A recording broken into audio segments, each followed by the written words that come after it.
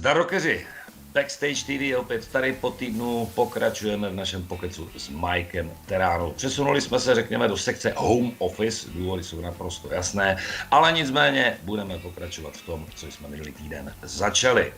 Tak, Majku, koukám se na obrazovku, na tvý studio, za tebou je docela zajímavý znak. Co to znamená? Vztahuje se to k něčemu? Povídej. No, it's from my video. It was actually made for me by a friend of mine who shot the video. You can't really see all of it. A lot of people think it's satanic, but it's not satanic at all. It's the video that I did called I Love the Night was about a vampire. And the guy who shot the video was an artist, and he created this backdrop based upon the ancient beliefs, the ancient religious beliefs, Hebrew beliefs in vampirism. Mm-hmm. You know, there was a lot of superstition back in that time. You know, people didn't know if there was vampires or whatever. So this whole thing was just from the video shoot. And I put it there because maybe it's more interesting than me sitting in front of a white wall with my beard, with my white beard. Then you would just see my eyeballs floating around. Prosím tě, pojďme k muzice. Jaké hudební vzory má Mike Terrana, potažmo s kým by si eventuálně chtěl zahrát? AC/DC probably would be a great band to play for. It's just straight up rock and roll. Uh-huh. Would have been nice in the 80s to play with Ozzy Osbourne. I always liked that kind of rock and roll. I like what Tommy Eldridge does. Whitesnake, that's a cool band. Mm-hmm. But I think on the top of my list would be AC/DC. Also, it would be fun to do a couple shows with Kiss. I'd like to wear the cat makeup. I was a big Kiss fan when I was a kid. I was in the Kiss Army. I saw Kiss in 1974 open up for Black Sabbath, and I was just paralyzed. I wanted to be a rock drummer back then. And also, I saw Rush playing in a club in 1977. Mm-hmm. That shows you how old I am. But when I saw Neil Peart play the drums, I realized this is something I wanted to do also. Yeah, but I would not want to play drums in Rush. I don't think you can replace Neil Peart. You know what I mean? He's an integral part of the band. So I was just inspired by Rush. OK, díky. Hele, mimochodem, zrovna dneska, kdy spolu děláme tenhle rozhovor, tak aktuálně vychází novinková deska AC/DC s názvem Power Up. Zajímá mě, poslechneš si tuhle desku? What a perfect day to release an AC/DC CD. Friday the 13th, 2020. It's a scary day. But that's cool. The new AC/DC is out. That's fantastic. I'll check it out. With Brian Johnson on vocals. Jo, přesně tak, s Brianem Johnsonem. Klasika AC/DC. I think Brian Johnson, it's good. Cool. Yeah. I saw AC/DC with Bon Scott maybe 4 or 5 times. Mm-hmm. And it was always amazing. Just an amazing concert. They have great songs.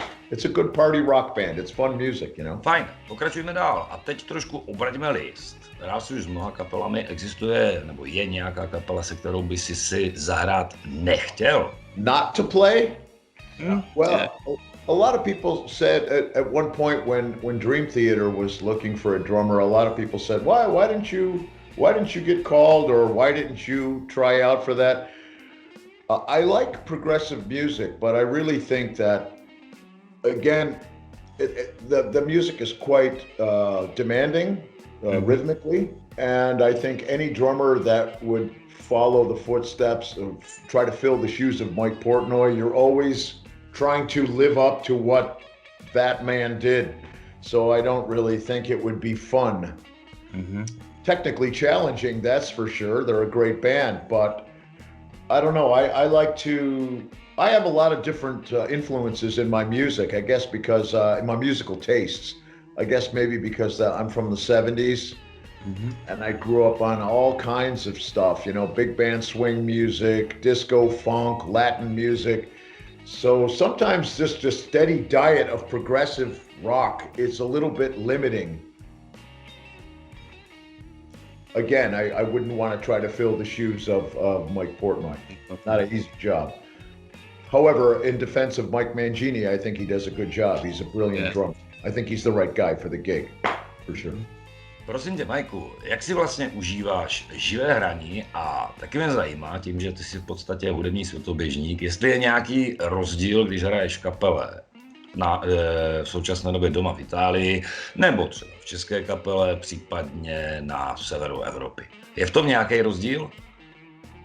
I enjoy playing live, you know. I just like to be on stage. I like to play all different kinds of music. I think it's interesting playing with musicians from different parts of the world or from different parts of Europe. You know, you play in a Czech metal band or a German band or an Italian band. It's always a different mentality. So it's interesting for me to see how it all works and to see how people work together. And also stylistically speaking, everyone has a different way of expressing and composing. So it's cool. But I enjoyed those tours. Yeah, the shows. It was fun.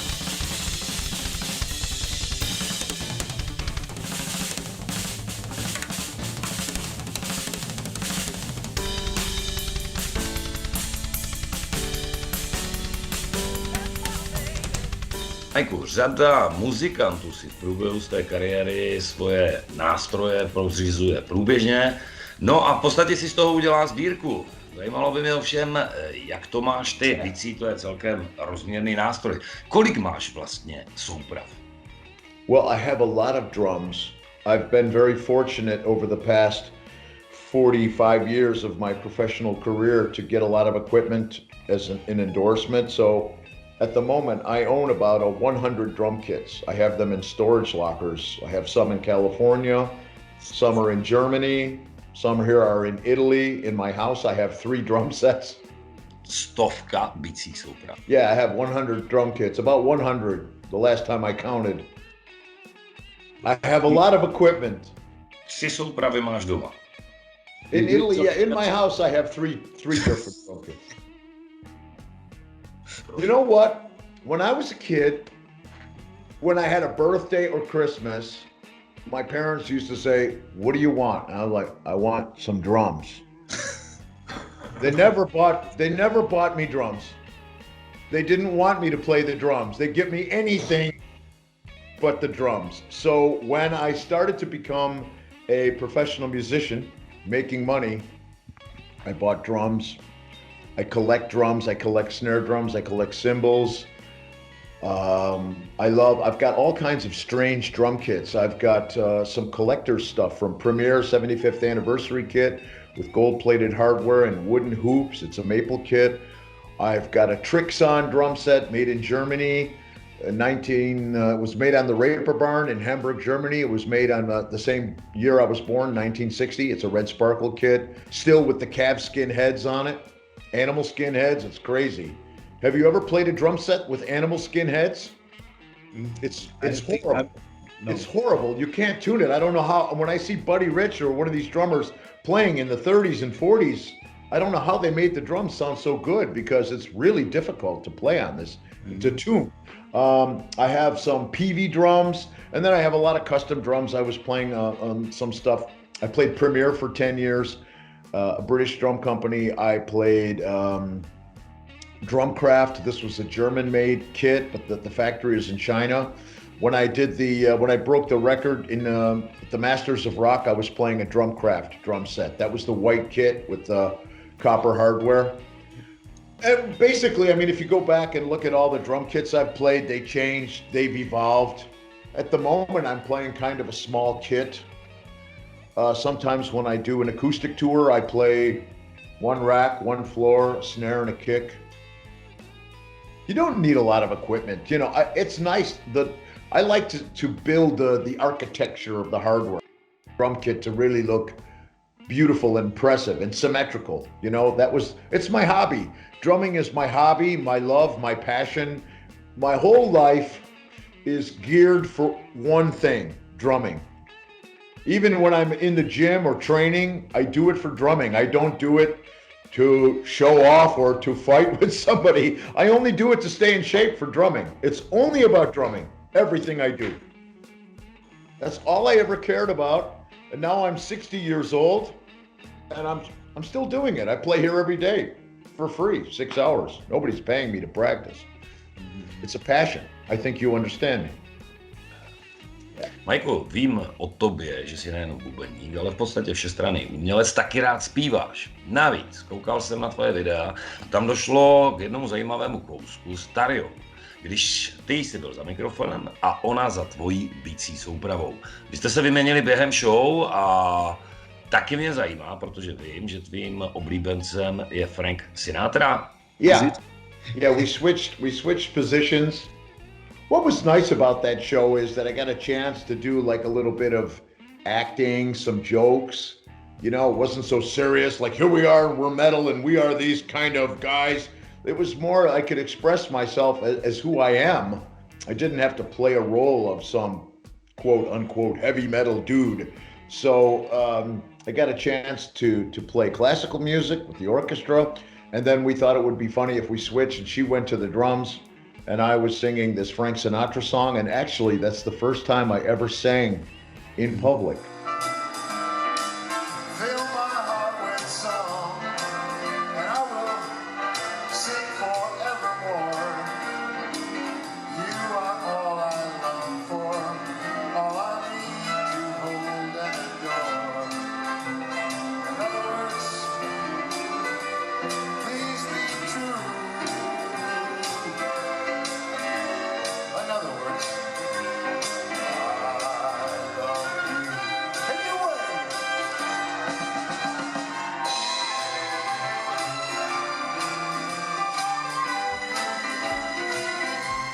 I never sang before.